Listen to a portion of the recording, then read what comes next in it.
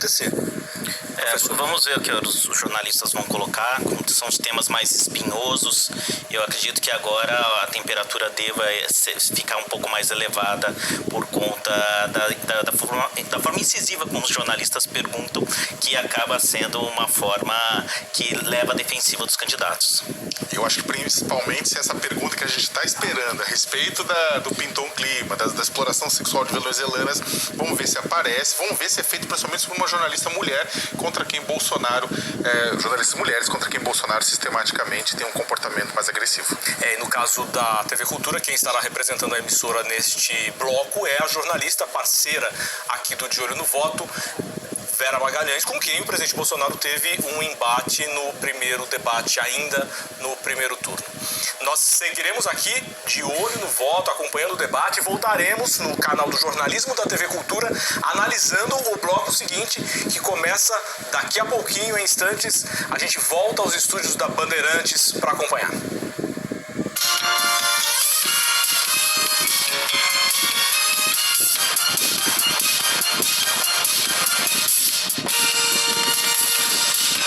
Estamos de volta, ao vivo, com o primeiro debate entre os candidatos à presidência da República neste segundo turno. Um encontro realizado por um pool que reúne o Grupo Bandeirantes, a TV Cultura, Folha de São Paulo e o portal UOL. O programa é exibido também no Band News TV e nas rádios Bandeirantes e Band News FM. Neste bloco, jornalistas das empresas que integram o pool fazem as perguntas para os candidatos. Cada jornalista faz uma pergunta que será respondida pelos dois candidatos e o tempo para a resposta é de 1 minuto e meio. Lembro que a ordem de resposta foi definida em sorteio prévio e será intercalada a cada nova pergunta. O primeiro a responder será o candidato Lula e quem faz a pergunta é a jornalista da TV Cultura, Vera Magalhães. Boa noite, candidatos. Boa noite a todos. A minha pergunta é sobre a relação entre os poderes. A separação e a independência entre os poderes da República é uma das cláusulas pétreas da Constituição. Ainda assim, tramitam no Congresso uma série de propostas que visam alterar a composição do Supremo Tribunal Federal, aumentando o número de ministros ou estabelecendo mandatos que acabariam com a vitaliciedade desses integrantes do Supremo. Essas medidas têm sido defendidas por alguns como uma forma de conter supostos abusos do judiciário, mas são vistas também como ameaças à democracia por juristas e observadores de como essas práticas ocorreram em países como Venezuela ou Hungria. Eu queria saber se os senhores se comprometem, caso eleitos, a respeitar a separação dos poderes e a sua independência e descartar esse tipo de medida. Candidato Lula, 1 minuto e meio. Vera, você vai ver que eu vou chegar perto da Câmara que você falou, não vai ter nenhuma agressão minha a você. Primeiro porque nós já tivemos uma experiência no tempo da ditadura militar de mudar a composição da Suprema Corte. O Castelo Branco mudou de ordem para 17, depois ele tirou 5, porque ele não gostava e ficou só o que ele queria. Não é prudente, não é democrático um presidente da República querer ter os ministros da Suprema Corte como amigos. Você não indica o ministro da Suprema Corte para ele votar favorável a você ou te beneficiar. Os ministros da Suprema Corte têm que ter currículo. As pessoas têm que ter história, têm que ter biografia. E essa gente tem que fazer o que precisa ser feito. E eu tenho orgulho, porque foi os ministros que eu indiquei que votaram o Célula Tronco, votaram o Raposo da Serra do Sol, votaram a União Civil. Ou seja, foram pessoas que tiveram uma postura de dignidade. Sinceramente, eu estou convencido que tentar mexer a Suprema Corte para colocar amigo, para colocar companheiro, para colocar partidário, é um atraso, é um retrocesso que a República Brasileira já conhece muito bem. Eu sou contra. Eu acho que a gente pode discutir no futuro se tiver uma nova Constituinte, sabe? Quem sabe ter mandato ou não, quem sabe as pessoas têm uma limitação maior. Mas eu acho que a Suprema Corte tem que ser escolhida por competência, por currículo e não por amizade. Candidato Jair Bolsonaro, por favor, 1 minuto e meio. Prezada jornalista Vera, satisfação revê-la. Só que para deixar bem claro, a proposta de emenda à Constituição, ora em tramitação na Câmara, é da senhora Luísa Erundina. E tem 40 deputados do PT que deram o devido apoiamento. Ou seja, em 2013, a senhora Dilma Rousseff, que exercia forte influência do senhor Lula, tentou criar mais 4 vagas para o Supremo Tribunal Federal. Da minha parte, está feito o compromisso. Não terá nenhuma proposta. Como nunca estudei isso com profundidade. Mas deixo claro, no momento, o PT tem 7 ministros indicados para o Supremo Tribunal Federal. Eu tenho 2. Caso eu venha a ser reeleito, eu tenho mais 2. Eu ficaria com 4 e o PT com 5. Está feito o equilíbrio. Agora, quanto a currículo, obviamente, isso passa por cada presidente, que é uma indicação do mesmo e passa por uma sabatina no Senado Federal. Faltou só o senhor Lula, o senhor dizer que o senhor só é candidato a presidente da República por causa de um ministro que foi cabo eleitoral de Dilma Rousseff e depois por ela foi indicado para o Supremo Tribunal Federal, o senhor Fachin. Então o senhor só está disputando a eleição aqui por obra e graça de um amigo indicado pelo PT. Bom, enquanto o candidato Jair Bolsonaro respondia, o presidente Lula levantou a mão solicitando direito de resposta. Só um minutinho, por favor, candidato. Então está sendo encaminhada a comissão. Daqui a pouquinho a gente traz essa resposta, se será concedido ou não. Bom, acabo de receber a resposta já. O pedido de direito de resposta não foi concedido. Vamos seguir então com o debate.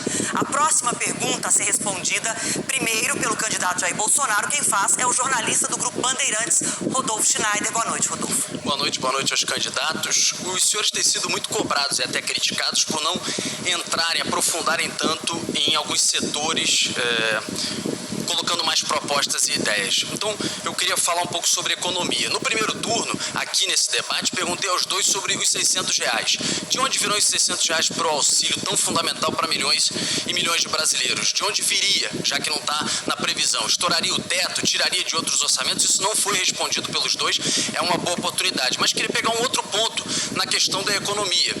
Privatização. O presidente Jair Bolsonaro recentemente defendeu na questão de preços a privatização da Petrobras. Queria saber se continua defendendo, qual seria a política de preços e, no caso também do presidente Lula, o que seria, o ex-presidente Lula, o que seria a sua política com a Petrobras e também política de preços com relação aos combustíveis. Boa noite. Obrigada, candidato Bolsonaro. 1 minuto e meio.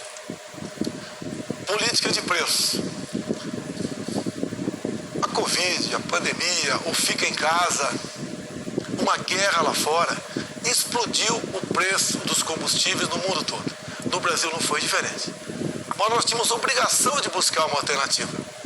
Fomos ao Parlamento, à Câmara e ao Senado. Foi apresentada uma proposta, um projeto muito debatido. No final, o Congresso votou e eu sancionei a redução do teto do ICMS para 17% no máximo. E eu, como presidente da República, abri mão de todos os impostos federais dos combustíveis. Deixo claro que essa proposta, todos os senadores do PT votaram contra, obviamente, no Senado Federal. Isso puxou o preço das coisas lá para baixo. Estamos no 3º mês com deflação. Segundo a Abras, do mês passado para agora, os produtos da cesta básica do supermercado caíram em média 20%. Temos hoje uma das gasolinas mais baratas do mundo. Trabalho de quem? Jair Bolsonaro e Congresso Nacional. O mundo todo, com alta nos combustíveis, alta de inflação. E o Brasil, no caminho certo, com Paulo Guedes. Orgulho do nosso governo, a economia e o povo em primeiro lugar. Candidato Lula, 1 minuto e meio.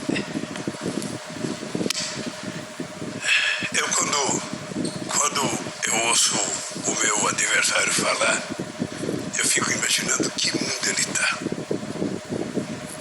Primeiro porque esse país hoje só refina 80% da gasolina que usa.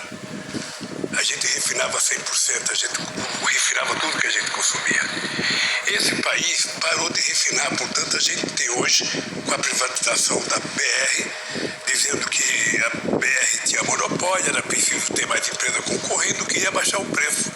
Aí vendeu-se a BR, privatizou, ou seja, vendeu-se a BR, e hoje nós temos 392 empresas importando gasolina dos Estados Unidos sem pagar pagar imposto e com o preço dolarizado.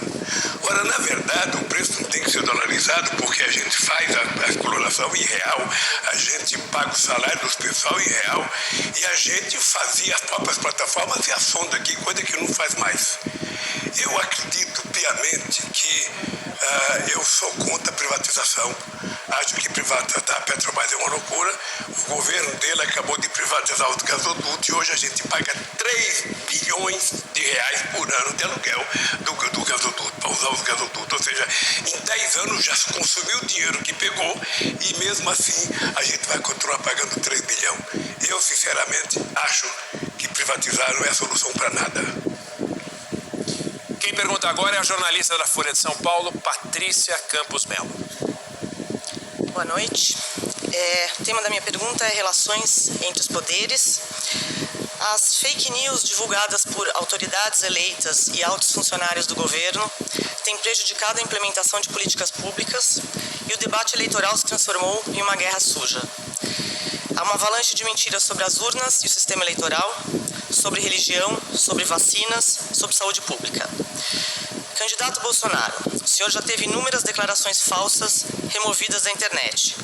Candidato Lula, sua campanha já teve declarações falsas removidas da internet.